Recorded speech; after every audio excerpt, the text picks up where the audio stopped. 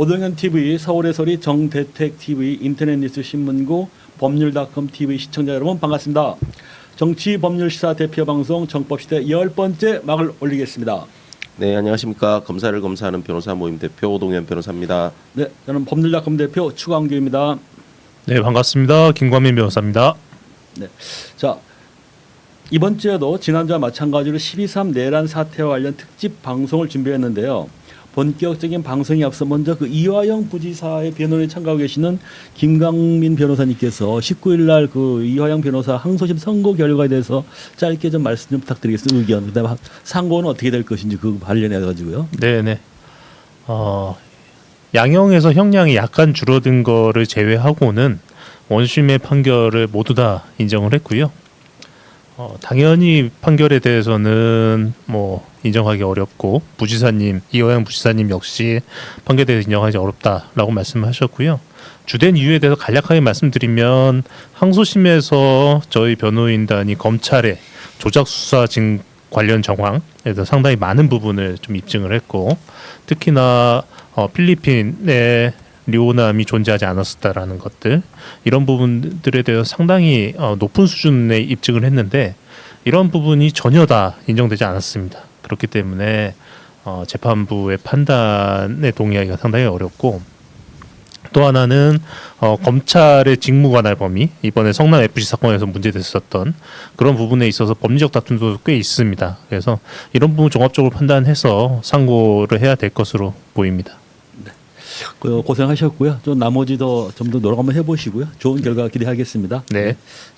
자 그러면 이제부터 본격적인 방송을 시작하도록 하겠습니다.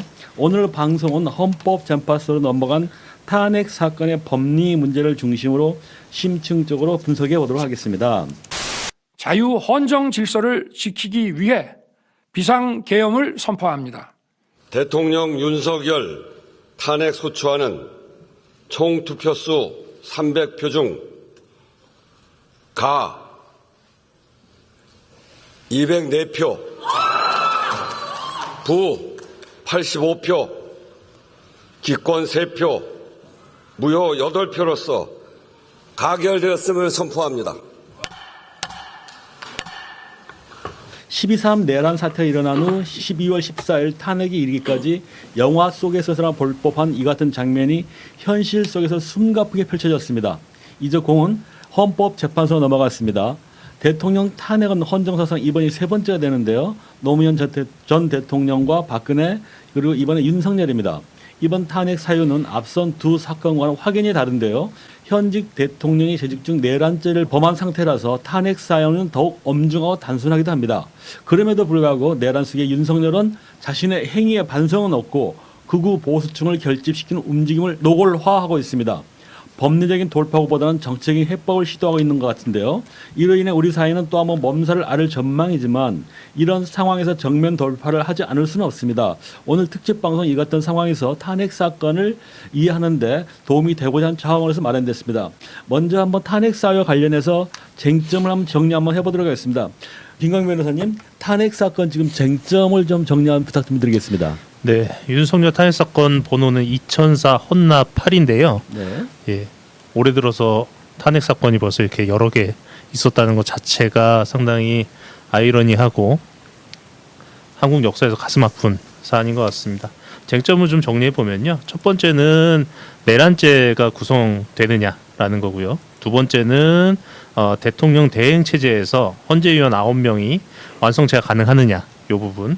마지막 세 번째는 대통령 파면을 정당화할 정도의 중대한 법 위반이 있었느냐, 이 정도로 정리해 볼 수 있을 것 같습니다. 네.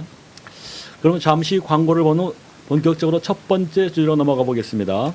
12가지 잡고기 골고루 한 팩에 한 끼 한 팩, 12가지 잡고기 한 팩에 마당새 잡곡.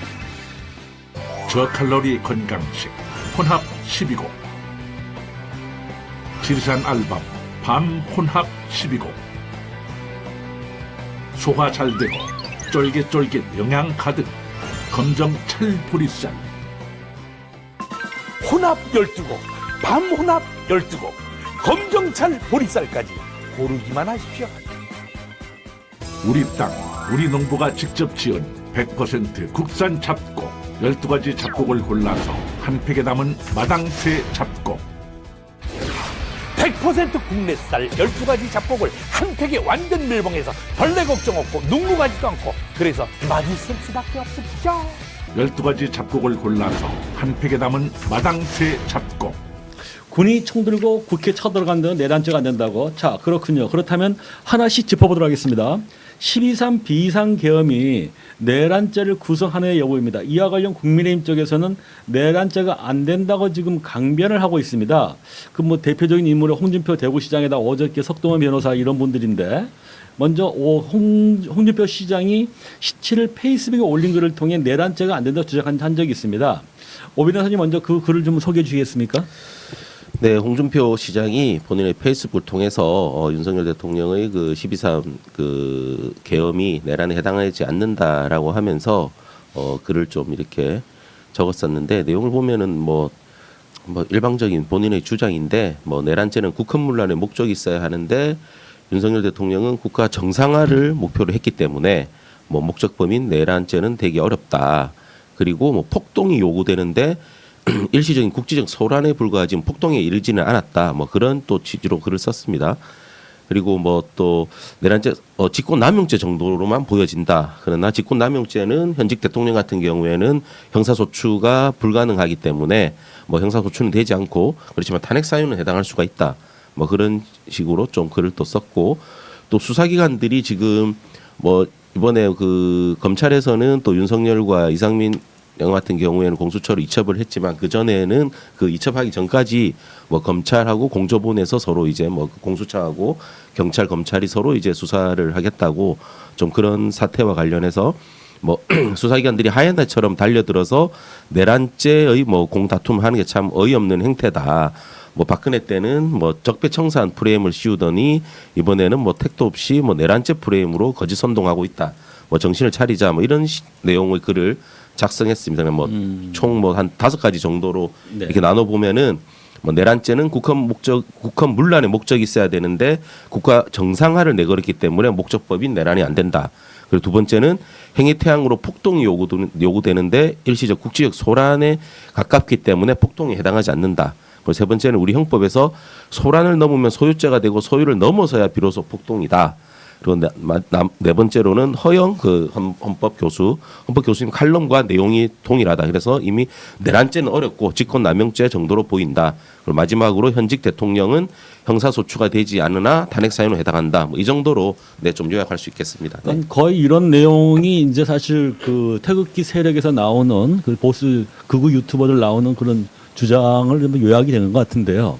자, 그러면 하나씩 한번 짚어보도록 하겠습니다. 내란죄는 이제 국헌 문란의 목적이 있어야 하는데 윤석열은 국가 정상화를 내걸었기 때문에 목적 범인 내란죄 되기 어렵다 이렇게 주장하고 있지 않습니까? 이 부분 관련해서 오 변호사님 의견을 먼저 한번 말씀해 주시죠. 윤석열 대통령이 국가 정상화를 목적으로 해서 뭐 그 야당이 거부권을 계속 행사를 하면서 뭐 광란에 칼춤을 춘다. 뭐 그렇기 때문에 국가 정상화를 위해서 뭐 본인은 그렇게 뭐 선택을 했다 이렇게 주장을 하는데 실질적으로 국가를 정상화시키지 않은 사람이 융통 아닙니까? 윤석열, 김건희가 국가를 정상적으로 운영을 안 했기 때문에 지금 이런 사태들이 발생한 거고 이게 누가 보더라도 이게 지금 그 윤석열 대통령의 그 군을 투입하고 경찰을 투입해서 뭐 국회의원들을 체포하는 지시까지 지금 계속해서 지금 나오고 있는데 과연 그게 국가를 정상화를 목적으로 했다고 누가 인정하겠습니까? 네, 이거는 전혀 말도 안 되는 변명에 불과하다고 보입니다. 네. 그러면 또 거기서 하나 파생되는 게 내란죄라는 게 이제 그 정권 획득을 위해서 이제 했다는 이제 그런 취재를 하거든요. 그 이제 그 뭐 정권 찬탈이 아니기 때문에 내란죄가 아니다는 이제 그런 논리까지 전개가 되더라고요. 이 부분에서 어떻게 생각하실까요? 그 형법상 내란죄의 구성 요건이 일시적으로 또는 뭐 영구적으로 국가 권력을 국가 그 기관을 뭐 이렇게 기능을 배제하거나 뭐 국헌 문란의 목적으로 일으키는 것을 내란죄로 그 구성 요건으로 하고 있습니다. 정권 찬탈의 목적이라는 자체는 형법 자체에 전혀 그런 게 없습니다. 그런 게 없고 또 만약에 정권 찬탈이 아니라고 주장을 하고 있지만 이 우리나라는 상권 분립제도 아닙니까? 입법, 행정, 사법을 그리고 국가가 뭐 윤석열 본인만이 가지고 있는 권력이 아니잖아요. 그러니까 명백하게 국회의 권한을 배제하고 그리고 하려고 했기 때문에 이거는 뭐 정권 찬탈이라는 게 구성여건에 해당하지 않지만 또 정권 찬탈의 목적도 있다고 보입니다. 저는. 네. 자, 그럼 우리 김 변호사님은 어떤 의견이실까요? 내란죄가 아니라고 여기서 이분들은 우기고 있거든요. 우선은 윤석열이 포고령을 통해서 본인이 내란을 목적으로 하였다는 걸 아예 자백을 했다고 봐요. 포고령 내용을 보면 그 국회뿐만 아니라 지방의회까지 모든 정치 활동을 금지시켜 버렸거든요. 네, 그렇다고 하면 국가의 권력 분배의 주요 기능 중에 하나인 입법부, 국회뿐만 아니라 지방자치의 입법부가의 기능을 전부 다 정지시키겠다라는 것이었기 때문에 이거 자체가 국헌문란이고, 이 국헌문란의 목적으로 물리력을 동원했으니 이거를 과연 그 누가 내란이 아니라고 판단할 수 있을지, 그것을 주장하는 것 자체가 좀 상식 밖이다 이렇게 생각합니다. 사실 이제 보면은 이제 그 전두환 그 내란 사건 그 대법원 판결도 마찬가지거든요. 보게 되면은 이제 이 당시에 그 권능 행사를 불가능하게 한다는 것은 그 기관을 영구적으로 폐지하는 것만을 가리키는 건 아니고 사실상 상당 기간 기능을 제대로 할 수 없게 만드는 것을 포함한다, 이렇게 지금 당시에 판례가 나와 있습니다. 자, 이런 부분에서 그러면 이번 내란 사태에 대한 그 헌법재판소에서 판단은 어떻게 이루어질 거라고 예상하시나 모르겠습니다. 뭐 오히려 먼저 어떻게? 네, 그러니까 그 당시 그 판결에서도 국헌문란의 하나로서 권능 행사를 불가능하게 한 것을 이렇게 이렇게 딱 지적을 했었잖아요.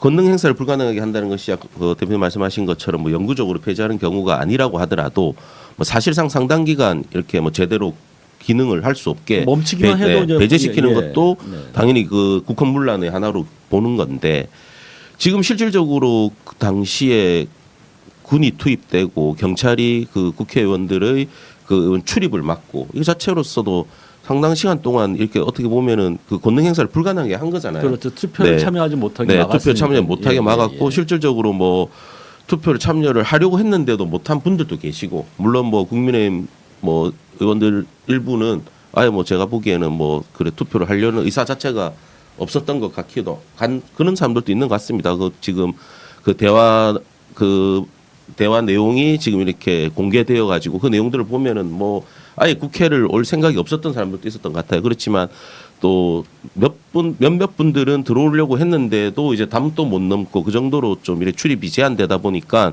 그런 투표 참여 못한 분도 계시기 때문에, 그렇다고 하면서 이게 권능 행사를 불가능하게 한 걸로 보이기 때문에 명백한 이는 국헌문란에 해당한다고 보입니다. 네. 자, 그러면 김 변호사님은 이 부분은 어떻게 판단하실까요? 우선은 이게 계엄이라는 사상 초유의 사태가 발생을 했고 군이 동원됐기 때문에 논의의 중심이 현상에 좀 초점이 맞춰지는 부분이 있는 것 같습니다. 그러니까 군이 동원돼서 군이 국회의 기능을 얼마나 마비시켰느냐, 그리고 마비된 시간이 얼마나 되느냐, 요게 좀 초점이 맞춰지는 것 같은데요. 사실 이런 부분도 중요하긴 하지만 실제로 국가의 기능이 어떻게 바뀌었는가, 정지되었는가, 장애가 발생했는가, 이 부분이 더 중요하다고 저는 생각을 해요. 계엄을 발동하자마자 자동적으로 계엄사령부가 설치가 됩니다. 그리고 계엄사령부가 설치가 되면 행정과 사법 권한이 전부 다 계엄사령부로 이관돼요. 그러니까 그 즉시 국가의 일상적인 행정 권력, 사법 권력이 정지되고 계엄사령부가 이것을 전부 다 장악하게 되는 거거든요. 심지어 이번 계엄은 서울 한 지역을 상대로 한 계엄이 아니라 전국 계엄입니다. 그러니까 뭐 45년 전의 계엄보다 훨씬 더 중대한 계엄이고, 그렇게 되면 각 지역별로는 지역 계엄사령부가 생기면서 그 각 지역의 행정 사법 권한을 다 인수받게 됩니다. 그렇다고 하면 이 계엄이 발생을 했고 뭐 각 지역에는 군인들이 계엄사령부에서 접수하지 않았지만 그것은 단지 계엄이 빨리 해제됐기 때문에, 국회가 재빠르게 움직여서 빨리 해제됐기 때문에 물리적인 현상이 발생하지 않을 뿐이지, 그 시간 내에서는 이미 행정과 사법 권력은 정지된 상황이었습니다. 그렇다면 한 국가의 전국적인 행정 사법 권한을 중단시킨 행위를 어떻게 국헌문란으로 안 보고 내란으로 안 보고 이것이 폭력이 없었다고 볼 수 있는지, 그것 자체가, 이런 주장 자체가 성립이 불가능한 주장이라고 생각합니다. 자, 그러면 하여간 그 헌법재판소에서 내란을 규정하는 데는 문제가 없을 거다는 데는 두 분 변호사가 동의하시나 모르겠습니다. 네네. 저는 그렇습니다. 그렇게 예, 생각합니다. 네. 좋습니다. 그럼 그 부분 한번 그렇게 정리를 일차 한번 해보고요. 두 번째는 이제 이 홍준표 시장께서 행위 태양으로 이제 폭동이 요구되는데 일시적 국지적 소란에 가깝다 뭐 하면서 이 내용을 부인을 했단 말입니다. 이 부분에는 어떻게 우리 오 변호사님 의견은 어떠신가요? 네, 뭐 다들 방송이나 통해서 다들 보셨다시피 총기를 휴대하고 군인들이 투입이 되었잖아요. 그리고 실질적으로 그 국회의 창을 부수고 이렇게 투입하고 뭐 그런 부분들이 다 모든 국민들이 다 보셨고 또 그 당시 현장에 또 국회에 나가셨던 분들도 다 목격한 그런 내용들입니다. 그런데 이게 과연 일시적 국지전 소란에 불과한 건지 이거는 좀 저는 명백한 폭동에 해당한다고 보입니다. 네. 자, 그럼 김 변호사님 의견은 어떠실까요? 참 도대체 무슨 생각으로 이런 주장을 하는 건지 납득이 되지 않는데요. 그러니까 홍 시장 말대로 한다고 하면 사람이 죽어야 되는 거예요. 정말 대한민국 시민들이 대단했고 현장에 투입된 그 투입 군인들이 그나마 양심이 있었기 때문에 유혈 사태가 발생하지 않았는데 그러면 대한민국 시민들과 양심이 있는 현장 투입된 장병들에 의해서 최악의 상황은 모면한 거죠. 그러면 그것 자체를 가지고 정말 다행이다라고 생각을 해야 되는 건데 뭐 편하게 얘기하면 사람이 죽지 않았으니까 폭동이 아니다 이런 식의 주장이거든요. 그러면은 도대체 정치인으로서 야 사람도 안 죽었는데 이게 어떻게 폭동이야 이런 식의 발언을 하는 것 자체가 이거는 정치인으로서 기본 자세도 안 됐고 심지어 그 홍 시장은 법률가잖아요.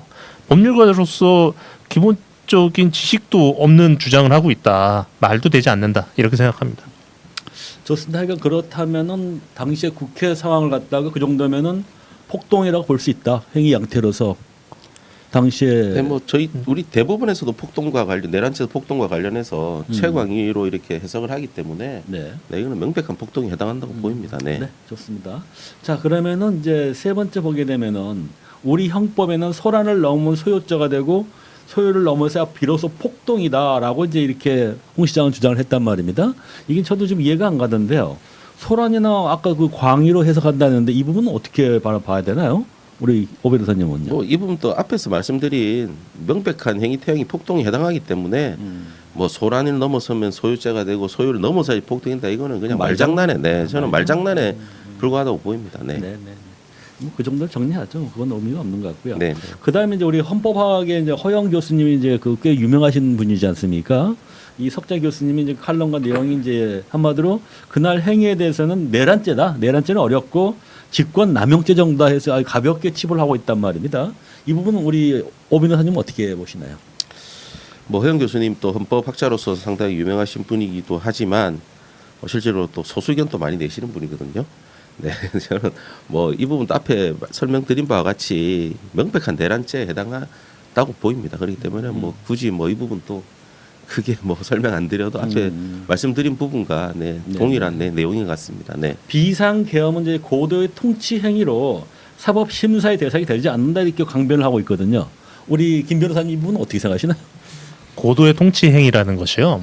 통치라는 것도 법과 헌법에 따라야 됩니다. 그러니까 고도의 통치 행위라는 것은 어떠한 주장이냐면 이 통치 행위가 사법 심사의 범위에 해당하지 않는다라는 주장을 하고 있는 거거든요.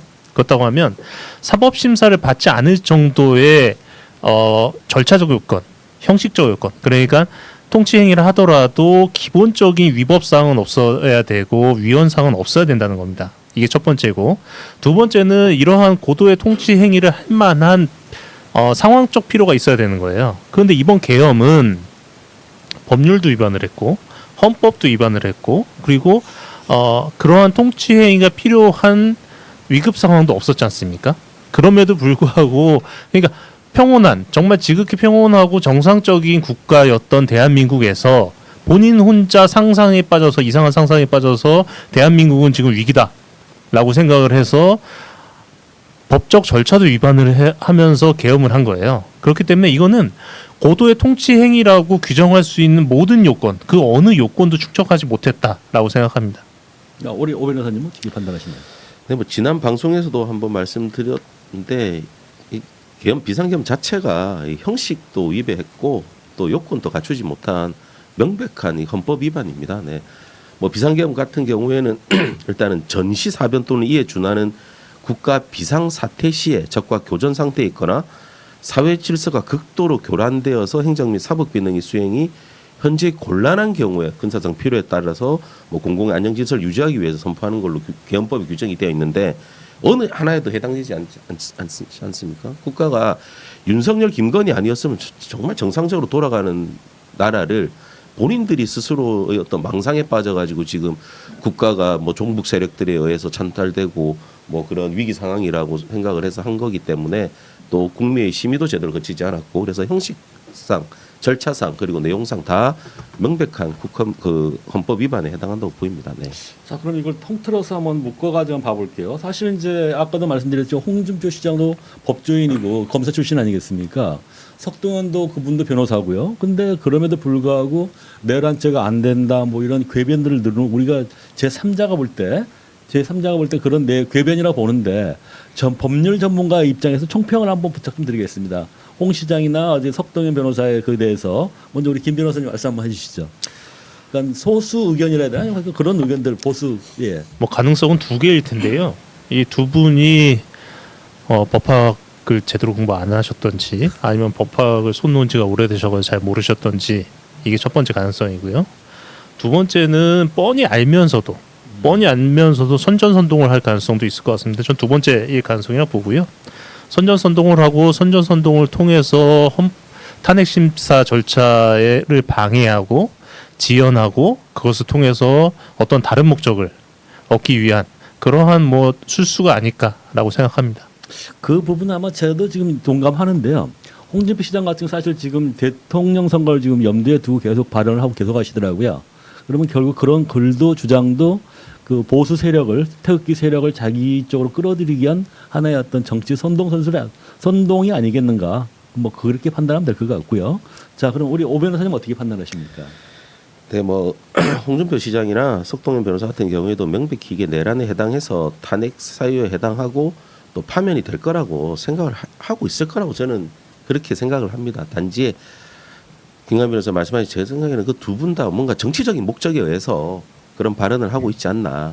좀 뭐 이렇게 좀 극우 세력들을 좀 이렇게 좀 뭐 결집시키고 뭐 그런 부분 또 그러면서 홍준표 시장 같은 경우에는 본인이 다음 뭐 또 대권 주자로서 좀 이렇게 자기의 존재감을 좀 이렇게 각인시키기 위해서 그런 말도 안 되는 소리들을 좀 하고 있지 않나. 네, 그렇게 보입니다. 네.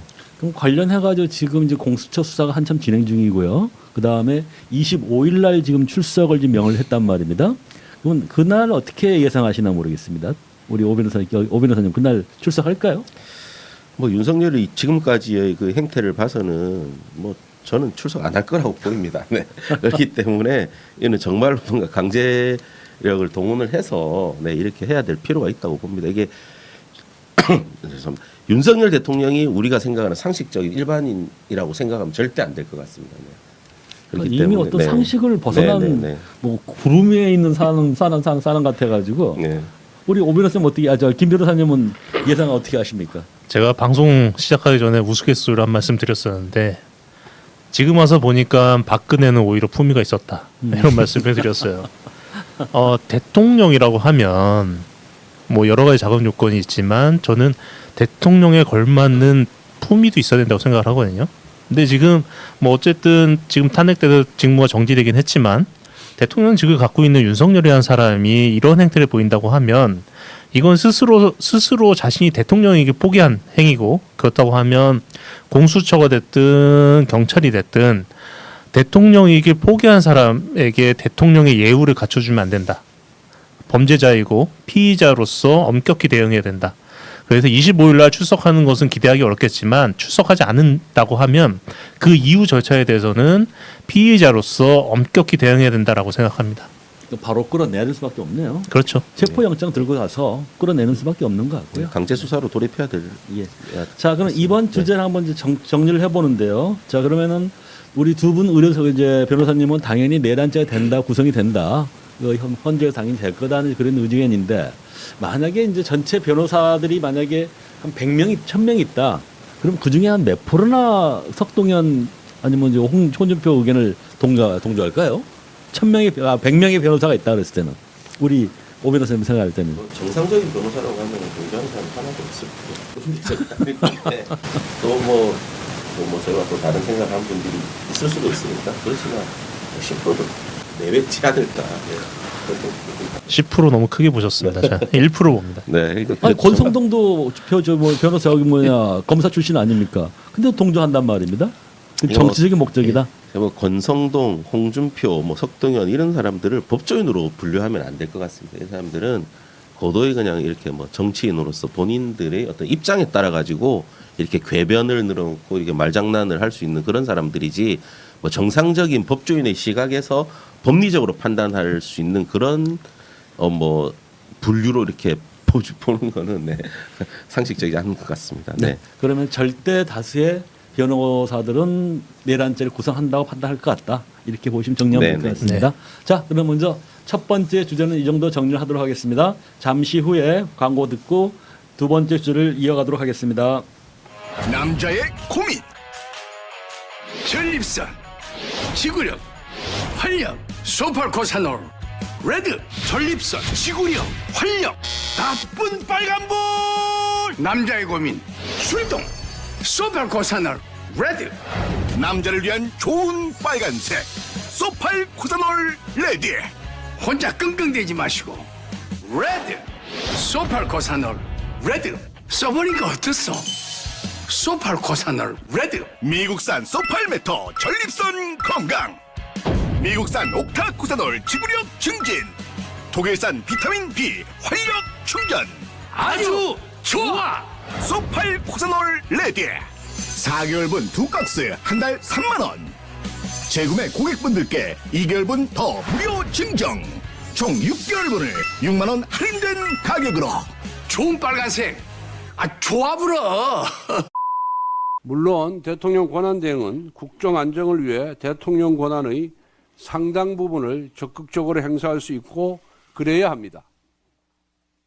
하지만 행정부 소속이 아닌 독립적 헌법기구로서의 헌법재판관, 헌법재판소 재판관 3명의 임명은 그 권한 행사의 범위를 신중하고 면밀히 살펴야 합니다. 지금 이제 윤석열 내란 사태에서 지금 핵심으로 등장한 게 지금 대통령 대행 체제에서 헌재위원 9명의 완성체가 지금 가능하느냐는 문제가 나오고 있습니다. 그래서 지금 한덕수 대행이 사실 제2의 윤석열의 어떤 그런 걸 오더를 받으면서 자기가 새로운 구심점이 되려고 하는 아니냐 그런 의구심까지 나오고 있습니다. 자, 이 부분 관련해서 이제 먼저 볼게요. 헌법재판소는 이제 그러는데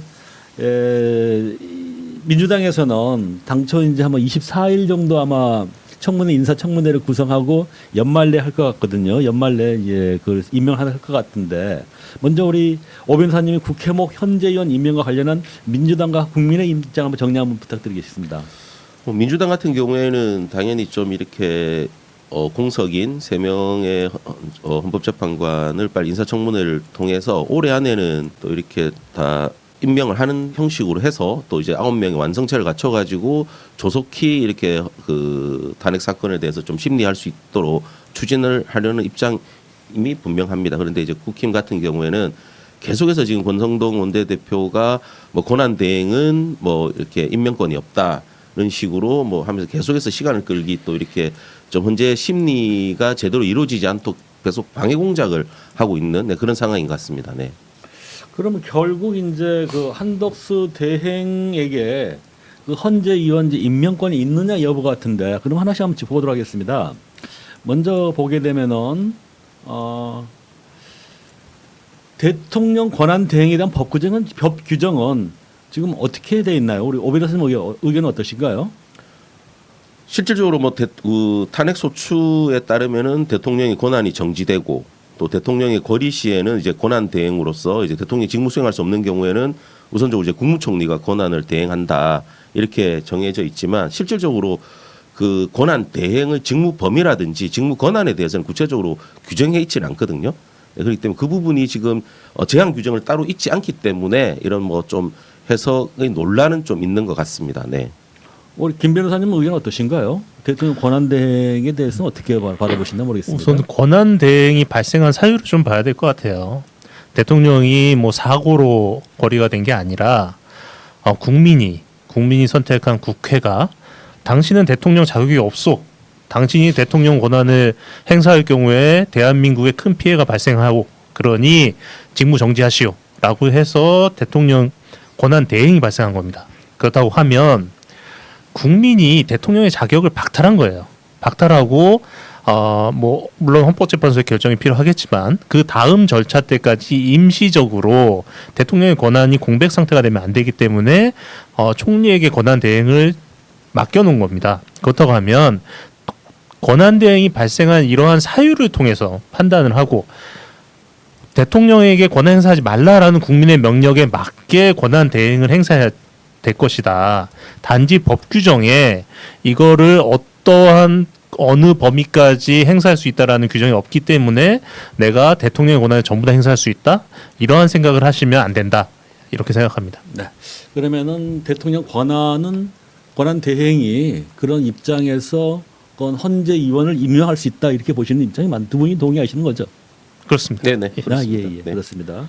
자, 그러면 이제 문제가 되고 있는 게 대행 체제에서 19일 날 양곡법 등 6법을 이제 민주당 야당 안으로 지금 뭐 제의를 올렸는데 이걸 갖다가 거부권 행사를 했거든요. 그러면은 이게 대행의 체제에서 그런 어떤 야당의 그런 안에 대해서 법을 갖다가 거부한다는 게 맞습니까? 어떻습니까? 오 변호사님 어떻습니까?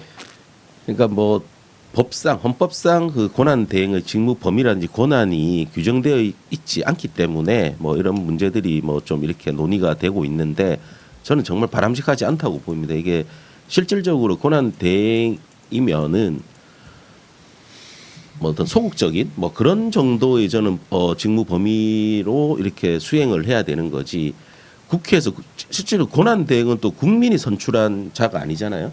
예, 그는 법상 이렇게 뭐 대통령이 임명해서 그 법에 의해 가지고 이제 대행의 권한을 부여받은 건데 이 법률안 같은 경우에는 국민의 대표인 국회의원들이 이렇게 발의해서 이렇게 선포를 한 개정을 한 부분인데 이런 부분들을 적극적으로 이렇게 거부권을 해서 다시 제의를 하게 한다는 것 자체는 저는 정말 바람직하지 않다고 보입니다. 네. 자, 우리 김 변호사님은 이 부분은 어떻게 했어요? 거부권 행사에 대해서는 어떻게 받아들이고 계시나요? 이 정치적 행위인데요. 정치적 행위를 지금 현재는 국민들이 절대적으로 지지하는 권력 주체는 국회입니다. 대통령에 대한 해당 권한 자체를 파멸시켜 버렸으니까요. 그렇다고 하는데 그러면 국민들이 적극적으로 절대적으로 지지하고 있는 국회의 행위, 특히나 이게 탄핵 이후에 발생한 행위가 아니거든요. 그 전부터 논의가 있었고 절차를 밟아왔던 행위인데 이러한 행위를 대통령 권한대행이 임시로 맡고 있는 대통령 권한대행이 여기에 대해서 적극적인 어떠한 대처를 할 수 있는가라고 생각했을 때 이것은 정치적으로 매우 바람직하지 않은 행동이다라고 생각합니다. 그럼 이게 지금 만약에 이제 제의권이 거부가 됐기 때문에 다시 또 국회로 돌아왔지 않습니까? 이걸 다시 이제 하게 되면 또 3분의 2를 해야 될 거 아니겠습니까? 네. 그렇다면 이거는 우리 통과 여부는 어떻게 판단하실까요? 우리 오 변호사님.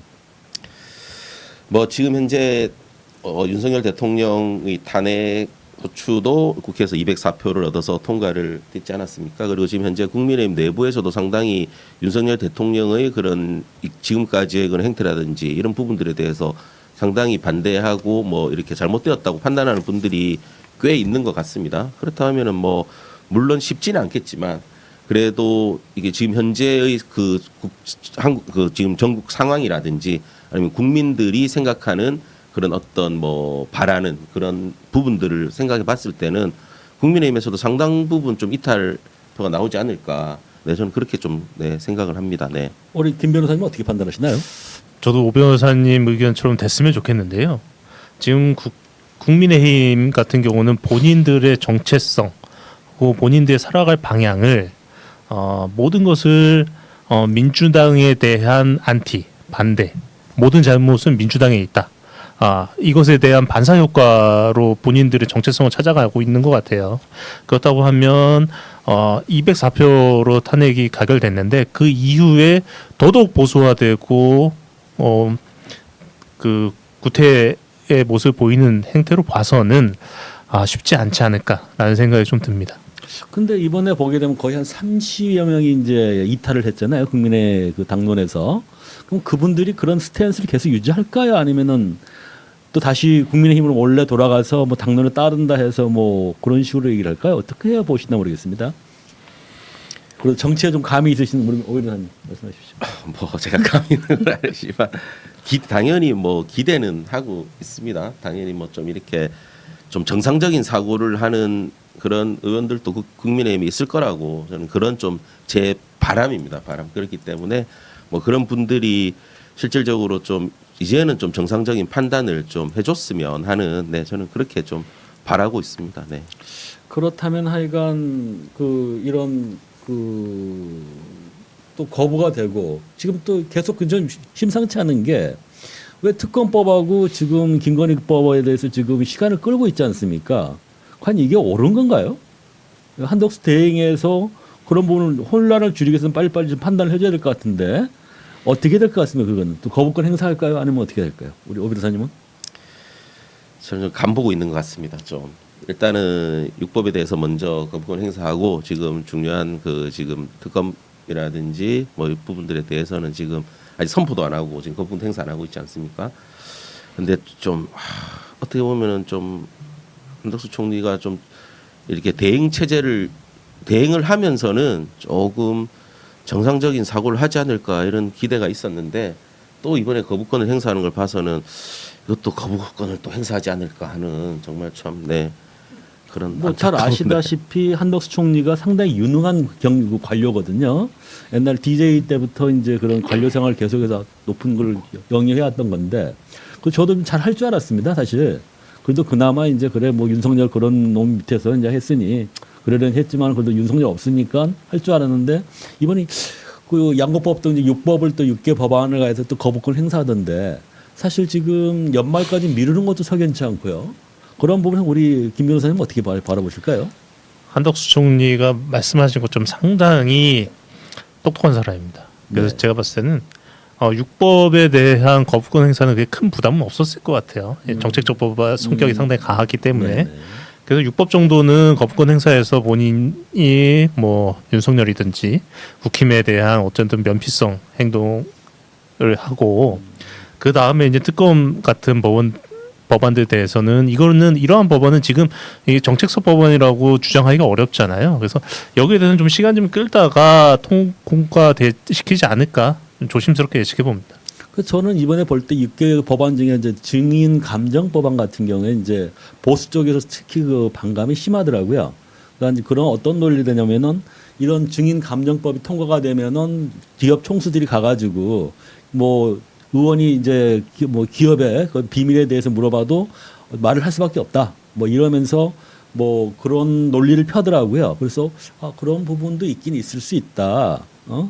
내지는 비공개를 하든지 하면 될 텐데 그런 부분이 입법이 좀 모아돼서 그 정도는 저는 거부가 행사될 걸로 봤는데 양곡법 같은 경우는 이제 시장 격리이기 때문에 당장 시급한 법안 같은데 그것까지 일률적으로 판단을 해가지고 했는데 그러면 우리 김 변호사 판단할 때는 그게 정부적인 판단이다. 나중에 지금 특검법하고 김건희법을 통과시키기 위해서 하나의 어떤 자기의 보호막을 쳤다 이렇게 판단하면 될까요? 정리를 하면. 뭐 통과시키기 위해서라기보다는 통과시켰을 때 비난을 최대한 축소시켜서 본인의 뭐 탈출구를 만들고자 하는 의도가 어느 정도 있지 않았을까 이 정도 생각해 봅니다. 자 그러면은 이제 우리 한덕수 대행이 9명을 임명하는 데는 이제 그 헌재 위원을 갖다가 임명하는 데 문제가 없다고 보는 거고 그럼 이게 언제쯤 만약에 또 근데 이게 국회에서 이제 헌재 위원을 갖다 추천을 했는데 인사청문회 끝나고 만약에 한덕수가 그걸 안 하면 어떻게 되죠? 일단은 추천을 해도 그 임명권자는 대통령이기 때문에 네. 그리고 지금 현재는 이제 대통령 권한 대행이 임명권자이기 때문에 그 인사청문회를 거쳐 추천을 했다고 하더라도 한덕수 대행이 임명을 하지 않으면 실질적으로는 지금 임명이 안 되는 그런 상황이 되는 거죠. 네. 그거 어떻게 해결해야 되나요, 김 변호사님? 그거? 우선은 살펴보면 일단 뭐 제도적으로는 강제할 수 있는 방법이 없습니다. 제도적으로는 강제할 수 있는 방법은 없는데 내용적으로 살펴보면 헌법재판관 9명을 333으로 나눈 이유는 입법사법행정부의 권력균형이거든요. 헌법재판소는 엄밀히 따지면 사법기관이라고 하기보다는 헌법이라는 대가치를 가지고 대한민국의 제도나 정치를 평가하는 기관이기 때문에 이것을 입법사법행정 셋이 고루 나눠서 견제를 주기 위한 그 제도고요. 근데 여기서 이번에 3명은 의회 몫입니다. 예, 대통령 몫이 아니에요. 그렇기 때문에 명분은 없습니다. 이 거절한 명분은 없고, 또 하나는 이렇게 했을 때 헌법재판 6인 체제로 탄핵 심판이 이루어져야 되거든요. 6인 체제로 탄핵 심판이 이루어진다고 했을 때 9명이 아닌 6인으로 가는 것, 6명에게 심판을 받게 되는 것, 거기에 대한 부담도 상당히 클 겁니다. 6인으로 간다고 하면 결과적으로 기각될 가능성은 더 높겠죠. 6인 중에 한 명이라도 반대 의견하면 기각이 되겠지만, 하지만 이 탄핵 심판을 단지 6명만으로 끌고 가게 된다는 것, 거기에 대한 여론이나 정치적 부담감은 상당히 크기 때문에 한덕수 권한대행이 이걸 끝까지 임명하지 않아서 윤석열의 탄핵 심판이 결국 6명으로 결과가 나오게 만들 것이다 라는 것을 생각하기에는 한덕수가 받는 부담감이 너무 클 것 같다라는 생각이 듭니다.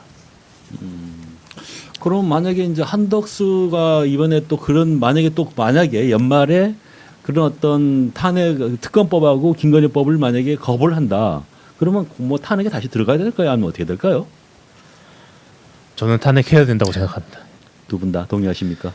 실질적으로 한덕수 총리 같은 경우에도 내란의 공범이잖아요. 네. 네, 그렇기 때문에 뭐 이제 대통령 탄핵 소추안이 발의되고 나서 조직 권한 대행 체제로 가다 보니까 민주당에서는 좀 한덕수 총리에 대한 탄핵 절차를 좀 중지한 상황인데, 계속해서 이렇게 전국 안정에 방해를 하고 한다고 하면은 저도 김광희 변호사님 말씀처럼 당연히 탄핵 들어가야 된다고 보입니다. 네. 그럼 하여간 강제할 수 있는 방법은 없다. 그러니까 이제 헌법 이제 국회에서 올렸는데 이제 인사청문회를 거쳐가지고 제청을 이제 요구를 했는데 한덕수가 만약 거부한다 그러면 거기에 대한 뭐 강제 수단은 없으니 탄핵밖에 없다. 그 다음에 한덕수는 프로세스 따라가 그대로 이제 내란죄로 조사받고 처벌을 받으면 된다. 뭐 이런 식으로 프로세스 가면 될까요? 그렇죠. 네, 네. 뭐 하여간 뭐 한덕수 총리가 뭐 제가 알고 있는 한덕수라는 사람이 굉장히 유능하고 합리적으로 판단하기 때문에 뭐 그 정도까지는 가지 않는다 저도 판단하고요. 네. 뭐 가능하면 빠른 시간 내에 특검법하고 김건희 법안을 갖다 김건희 특검에 대해서 빠른 시간 내에 결정을 해줬으면 좋겠습니다. 100% 한우 맛있는 내장이 한가득 한우 내장탕을 한가득 즐긴다. 한우 내장탕이 한가득 온다고? 가득 한가득 한우 내장탕 600g 800g 무려 1kg 인심 좋게 한가득 푸짐하게 기가 막히게 3인분 뚝딱 가장 푸짐하게 경제적으로 먹는 비법 줄 서서 먹는다는 바로 그 맛집 맛의 비결 그대로 이거 한우라니까 한우 내장탕 100% 한우 사골 육수 100% 한우 대창 막창 염통 쫄깃한 깐양 흑양까지 가득가득 국내산 청정 배추 우거지 아낌없이 투하 비법 양념장까지 담아내면 한우 한가득 담은 한우 내장탕 납시오. 세 번째 주제입니다. 대통령의 파면을 정당화할 정도의 중대한 법 위반 행위에 해당하느냐 이제 여부입니다. 먼저 우리 이정미 헌재소장 권한대행의 이제 그 판결 선고를 한번 잠깐만 들어보도록 하겠습니다. 피청구인 대통령 박근혜를 파면한다. 이 결정에는 세월호 참사와 관련하여 피청구인은 윤석열이 지금 현재 한남동 관저에서 이제 헌재 서류 수령을 거부하는 등 행위는 어떤 영향을 미친다고 생각하시나요? 이게 지금 오비정 선생님 어떻게 생각하시나요? 지금 윤석열의 사고는 자기가 뭘 잘못했냐 이건 것 같아요. 나는 정말로 이렇게 종북 세력들, 반국가 단체, 종북 세력들이 우리 지금 이렇게 대한민국을 계속해서 뒤흔들고 있는 것을 자기는 바로잡기 위해서 당연히 자기는 최선의 선택을 한 건데 왜 내가 지금 이렇게 탄핵되고 이렇게 내란죄 피의자로서 또 이렇게 수사를 받아야 되고 그거를 전혀 인정 못하는 그런 사고인 것 같거든요. 한마디로 정말 정상적인 사고를 못하는 그 정도 수준인 것 같습니다. 그렇다 보니까 당연히 지금 뭐 공수처에서 이렇게 뭐 소환을 하더라도 그 말도 되지 대통령이 가란다고 가냐 이게 지금 뭐 말이 되지 않는 소리를 하잖아요. 그러면서 수사에도 응하지 않고 있고 그리고 현재 심리를 진행하기 위해서 이렇게 서류들을 보내도 뭐 전혀 수령하지 않고 있고 이거 자체가 아예 국가 기관을 뭐 수사기관뿐만 아니라 현재도 본인은 뭐 따르지 않겠다 못 믿겠다 뭐 이런 정말 정상적인 사고를 못 하고 있는 그런 상황인 것 같습니다. 네. 그럼 우리 김 변호사님, 우리 윤석열 윤석열의 지금 이런 행위가 나중에 헌법재판소 판결문에 어떻게 영향을 미칠까요? 어떨까요? 우선은 사법체계 자체를 부인하는 거니까요. 네, 본인 말로는 뭐 내가 헌법 재판에 직접 출석해서 변론하겠다라고 얘기하면서 동시에 그 절차는 부인하고 있잖아요. 방해하고 있고 그렇다고 하면 이건 대한민국의 사법 절차 자체를 부인하는 거기 때문에 또 하나의 탄핵 사유가 될 것이다라고 생각합니다. 이게 헌법재판소에서 피청구인이 직접 본인이 출석할 수 있는 건가요? 직접 출석은 가능합니다. 출석해서 네, 그 진술도 가능합니다. 아, 진술도 가능하다. 네. 박근혜 대통령 당시에는 박근혜 대통령 직접 뭐 이렇게 진술은 하지 않았고 뭐 서면으로 이렇게 하고 변호인 통해서 했는데 뭐 윤석열 같은 경우에는 본인이 직접 하겠다고 뭐 그렇게 하고 있으니까 그 모습도 한번 좀 보고 싶습니다. 뭐라고 얘기를 할지. 네.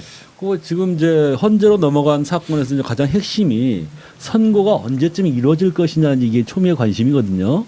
지금 사실 나라의 그 혼란이 굉장히 경제 상황에는 모든 게 안 좋기 때문에 빨리 이런 혼란을 종식시키기 위해서는 그런 헌법재판소 절차가 끝나야 된다 보고 있는데 오 변호사님 먼저 이게 선고까지 어느 정도 시간이 걸릴 거라 생각하시나요? 박근혜 대통령 같은 경우에 탄핵 그 소추되고 나서 헌재 결정 날 때까지 한 90일 정도 걸렸거든요. 그런데 지금 박근혜 당시 그 탄핵 소추, 탄핵 그 이 사유는 파면 사유는 상당히 좀 복잡했습니다. 사실관계도 좀 복잡하게 많았고 또 판단하기도 조금 복잡한 그런 부분이었는데 이 윤석열 이번 내란 사건 같은 경우에는 너무 명백하잖아요. 이거는 정말로 국헌 문란을 목적으로 또 헌법 질서를 파괴하고 명백한 헌법과 법률을 위반했기 때문에 실질적으로 쟁점은 훨씬 간단한 것 같습니다. 그래서 저는 한 2월 안에는 결정나지 않을까. 또 지금 현재 이번에 새로 3명이 그 선임이 된다고 임명이 된다고 하더라도 또 3월 말에 또 3명이 대통령목 3명이 또 그 이제 임기가 다 끝나서 또 이렇게 자리를 비워야 되는데 그렇다고 하면 그 전에는 이렇게 결정을 하지 않을까. 네, 그렇게 생각합니다. 그게 한 4월 15일인가 되더라고요. 지금 두 분이 우리 문재인 대통령 할 때 임명했던 두 분이 그 전에는 될 것 같다는 의견이시고요. 근데 김 변호사님 어떻게 생각하십니까? 우선 헌법재판소의 판단 대상 중에는 국가 운영이라는 것도 분명히 존재해야 됩니다. 박근혜 탄핵 때는 그래도 국가 조직이라는 것이 어느 정도 기능은 하고 있었어요. 그런데 이번에 윤석열은 우선 국무위원들 전체를 내란 공범으로 만들어 버렸고, 군대 조직, 군사 조직도 전부 다 거의 뭐 해체 수준으로 엉망진창을 만들어놨습니다. 그래서 지금 현재는 사실상 대한민국이라는 국가가 제대로 운영될 수 없는 상황까지 만들어 놓은 거예요. 박근혜 때하고는 전혀 상황이 다릅니다. 그렇다고 하면 헌법재판소는 이런 식으로 정상적인 운영 자체가 불가능한 대한민국이라는 상태를 장기간 방치하지 않아야 할 의무도 있어요. 이런 부분을 좀 고민해 본다고 하면 헌법재판소도 상당히 이 재판을 오래 끌지 않고 조속하게 마무리 지려고 하지 않을까라는 생각이 들기 때문에 박근혜 때보다 더 빨리 진행되지 않을까라는 생각이 있습니다. 그러면 이제 궁금한 것 중에 하나가 이제 정영식이 이제 주심인데 이분이 이 주심의 역할은 어떻게 되나요, 김 변호사님? 헌법재판소에서 주심의 역할. 네. 주심의 역할이 판단에 있어서 뭐 그 판단 자체에 영향을 미칠 수는 없습니다. 하지만 절차 진행에 있어서 상당히 큰 영향을 미칠 수는 있는데요. 그렇다고 하더라도 물론 이제 그 주심 재판장의 과거 뭐 그 행적이나 판결 내용들을 가지고 지금 여러 가지 걱정들이 많이 있긴 하지만요. 예, 판단 내용에 있어서 결정적인 영향을 미칠 수 없기 때문에 이 부분이 그렇게 결정적인 역할을 하지는 않을 거다라고 생각합니다. 그러면은 사실 이제 우리 헌법재판관 같은 경우에 좀 우려감이 있는 게 그 한명숙 총리 사건에서 이제 그런 명백한 그런 위증이라든지 이게 명백히 드러났음에도 불구하고 그걸 그대로 이제 인정을 했단 말입니다. 그런 어떤 부분에서도 이게 명백한 내란이 이걸 정영식 이분이 그걸 묵살할 가능성은 없을까요? 어떻게 보나요, 김 변호사님은? 저는 우려가 좀 상존하고 있거든요. 그런 우려도 분명히 존재하는데요. 우선은 지금 대한민국 국민들이 너무나 고위직이고 중요 자리에 있는 사람들이 그에 반해서 거의 미치광이 수준의 이상 증세를 보이는 모습들을 봐왔기 때문에 이런 권위에 대한 그 신뢰가 없어진 거는 사실인 것 같아요. 그렇기 때문에 헌법재판관이 정말 윤석열과 같은 어떤 미치광이 수준의 판단이나 행동을 하면 어떨까 이러한 걱정까지 하고 있는 것 같습니다. 그래서 상황이 이 지경까지 된 것에 대해서는 좀 너무나 유감스럽긴 하지만 그래도 현직 헌법재판관이고 자격이 인정됐기 때문에 그곳에 있고 그곳에서 판결을 해오고 있는 사람이 있기 때문에 이러한 대단히 명백한 사건에 있어서 다른 결정을 하기는 사실상 불가능하지 않을까라고 생각합니다. 그럼 이렇게 지금 이제 헌법재판소 판결문은 어떻게 작성이 되나요? 예를 들어 대법원 같은 경우는 재판 연구관들이 작성을 해가지고 주심한테 주고 주심이 이제 다듬어서 이제 이걸 합의부로 돌리고 하는 걸로 알고 있는데. 그거는 실무적인 부분이고요. 사실은 뭐 판결문은 판사 본인이 직접 작성해야 되는 거고 재판연구관이나 아니면 뭐 주심이 작성하거나 뭐 이런 부분은 실무적으로 도움을 받고 그 정도의 차이는 있겠지만 결국은 최종적으로 재판관이 작성하는 거고요. 헌법재판소 역시 뭐 실무적으로는 어떠한 도움을 받는다든지 이런 부분이 있긴 하겠지만 결국은 재판관들이 작성을 하고 거기에 대해서 재판관들이 책임져야 되는 부분이기 때문에 그러한 뭐 프로세서로 진행되지 않을까 싶습니다. 그러면은 이제 우리 두 분 의견은 2월 정도를 지금은 선고로 본다 이렇게 정리하면 될 것 같습니까? 2월 정도. 그 정도면은 뭐 판단이 되지 않을까 싶습니다. 네. 그러면 변론은 한 몇 차례나 정도 열릴까요? 또 변론이 그렇게 뭐 아까도 말씀드렸지만 박근혜 때보다 그렇게 복잡한 그런 사건들이 아니어가지고 그렇게 뭐 많이 필요할 것 같지도 않습니다. 네. 증인 신문도 증인도 부르고 하나요? 헌법재판소에서도? 네, 합니다. 네. 네.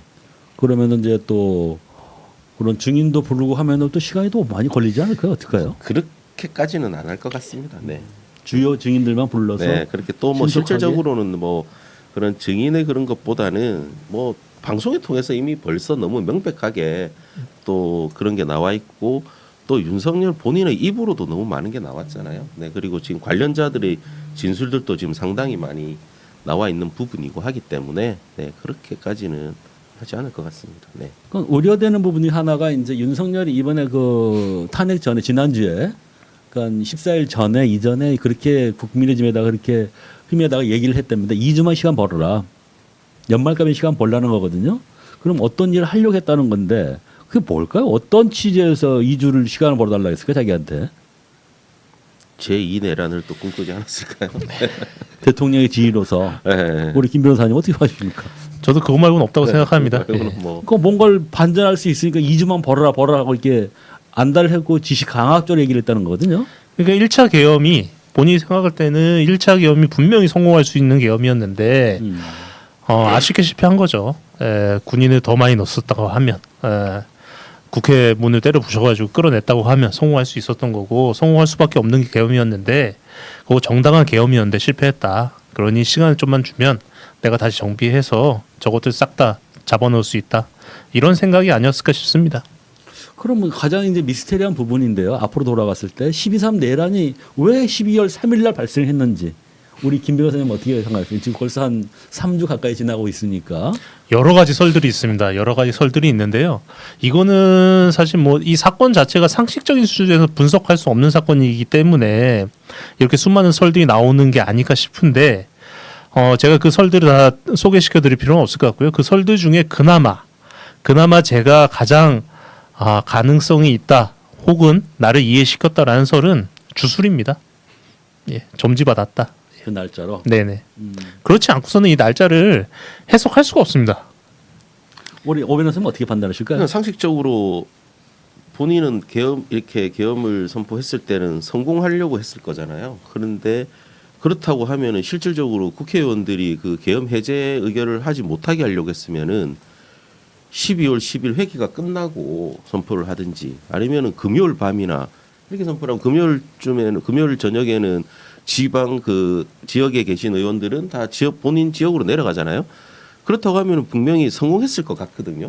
군인들을 그래 투입을 하고 국회의원들이 모이지 못해가지고 계엄 해제를 못하고 그러면은 그때 계엄 선포하고 나서 뭐 경찰과 군을 투입해가지고 국회의원들을 뭐 체포하고 이렇게 했으면은 성공했을 것 같은데 굳이 12월 3일 날 이렇게 해가지고 국회의원들이 조속히 신속하게 모여가지고 해제 의결도 하고 한 거는 저도 뭐 김관 변호사님처럼 주술과 그게 가장 가장 이해하기 쉬울 그럴 것 같고 또 한 가지 생각되는 건 다들 무슨 그렇지만 아마 명태균의 어떤 그런 부분들도 상당히 지금 많이 있을 것 같습니다. 지금 명태균 황금폰을 통해 가지고 이제 많이 드러나고 있잖아요. 지금 그 부분에 관해서도 뭔가 좀 얘기를 뭐 본인이 생각하는 게 있지 않았을까. 그래서 그런 부분들에 대해서도 좀 대비하기 위해서 좀 하지 않았나 이런 생각도 좀 듭니다. 네. 뭐 저는 제 개인적인 내피셜인데 결국 그렇게 보거든요. 명태균이 그날 2일날인가 3일날인가 아마 얘기를 했지 않습니까? 자기가 그날 폰을 갖다가 민주당에 넘길 수 있다. 여기에 굉장히 자기 위기감을 느꼈을 것 같고요. 그러니까 당초 시나리오는 그렇겠죠. 대북 풍사를 B를 갖다 계속 북으로 보내고 북이 이제 도발을 해오면 이제 못 참고 건너오면은 전면전을 터트리고 그러면 전시 개헌으로 넘어가려고 이런 시나리오 가졌을 텐데 몇 번 계속해도 이제 북이 이제 인내를 하니까 못했으니까 못한 상황인데 자기가 콘으로 몰리겠다고 봤던 거거든요. 이거 만약에 그 다음 날이면 명태균 폰이 터질 수 있다. 그러면 자기가 못 헤어나니까 그런 이제 하루 땡 그날 바로 이제 결행한 거 아니냐 하는 부분하고 그 주에 이제 김건희 특검법이 통과될 가능성이 있었으니까 이걸 이번 주에 넘기면 안 된다 해가지고 했을 가능성이 있다. 뭐 해가 좀 더 시간을 지나면은 이제 그런 부분이 드러날 것 같고요. 자, 마지막으로 그러면 우리 헌법재판소 우리 헌재 당부하시는 말씀이 있다. 하나씩 부탁 좀 드리겠습니다. 자, 우리 오 변호사님이 헌법재판소에 바라는 게 있다면 말씀 한번 부탁드리겠습니다. 지금 그 정영식 재판관이 지금 현재 주심으로서 또 지금까지의 그런 판결을 보면은 조금 우려스러운 부분들이 좀 많이 있지 않습니까? 그렇기 때문에 지금 현재 6인 체제로서 이렇게 헌재 결정이 난다면은 위험할 수도 있다고 저는 보입니다. 정말로 이 정영식 재판관이 본인 혼자서 이렇게 뭐 파면 사유에 해당하지 않는다 해버리면은 결국 다시 윤석열이 업무에 복귀하게 되잖아요, 대통령직에. 그렇기 때문에 빨리 신속하게 이제 국회에서는 빨리 좀 이렇게 그 3명의 헌법재판관들의 또 선임 절차를 좀 신속하게 좀 밟아야 될 것 같고 그리고 이제 헌법재판관들 같은 경우에는 정말 좀 헌법과 양심에 따라서 정말 판단을 한다고 하면은 명백한 내란죄에 해당하는 부분이 헌법 질서 파괴에 해당하기 때문에 정말 헌법과 양심에 따라서 판단을 해주셨으면 합니다. 그리고 이 헌재 결정은 뭐 소수 의견이라든지 반대 의견을 본인이 다 작성을 해서 기록에 남게 되는 거거든요. 정말 역사에 남는 거니까. 네, 역사에 부끄럽지 않은 정말 그런 판결을 그런 결정을 해줬으면 합니다. 네. 자, 우리 김 변호사님 우리 헌법재판소에 우리 바라는 바가 있다면 한 말씀 부탁드리겠습니다. 우선 대한민국의 헌법재판소, 헌법재판 제도는 세계 어디다 내놔도 모범적으로 인정받는 사례입니다. 그리고 이렇게 대한민국이 헌법 수호를 위한 상당히 훌륭한 제도를 가지고 수십 년 동안 운영해 왔다라는 것은 대한민국의 자부심이에요. 그렇기 때문에 만약에 이번에 헌법재판소에서 헌법 수호와 상반되는 결정을 하게 된다고 하면 그들이 수십 년 동안 있었던 그러한 공든탑을 스스로 무너뜨리는 게 될 것입니다. 그리고 그것은 대한민국에 있어서도 매우 큰 손실이고요. 이런 상황이 발생하지 않도록 대한민국 헌법을 수호해 주셨으면 한다는 생각이 하나 들고요. 지금 윤석열이나 국민의힘은 벌써부터 재판을 지연시키고 헌법재판소를 어떻게 혼란스럽게 만들고 흔들기 위한 교란 작전을 벌이고 있는 것 같아요. 그렇다고 하더라도 대한민국 최고의 헌법기관이기 때문에 헌법수호기관이라는 것을 명심하시고 그에 맞는 명확하고 정확한 역할을 해주셨으면 좋겠다라는 말씀드립니다. 네. 자, 이상으로 일단 우리 민주주의 역사는 1945년 해방후부터 2024년 12월 23일 현재 이 순간까지 시민들의 피와 눈물로 다져진 토대에 우뚝 솟아있는 자랑스러운 금자탑입니다. 2024년 12월 3일 대통령 윤석열은 이 같은 금자탑을 허물려고 했지만 사마귀가 수레를 세우는 격에 불과합니다. 그는 앞으로 긴 시간을 차디찬 감옥에서 지내야만 할 것입니다. 그가 짓밟으려 했던 민주주의는 그에게 수백 년 아니 수천 년을 이어내려가면서 기억하게 만들 겁니다. 마찬가지로 윤석열의 민주주의의 훼손을 옹호하는 그의 유튜브 행적 또한 정치인들의 행적 기억하게 만들 겁니다. 이상으로 정법시대 10회차 방송을 마무리하도록 하겠습니다. 감사합니다. 감사합니다. 감사합니다.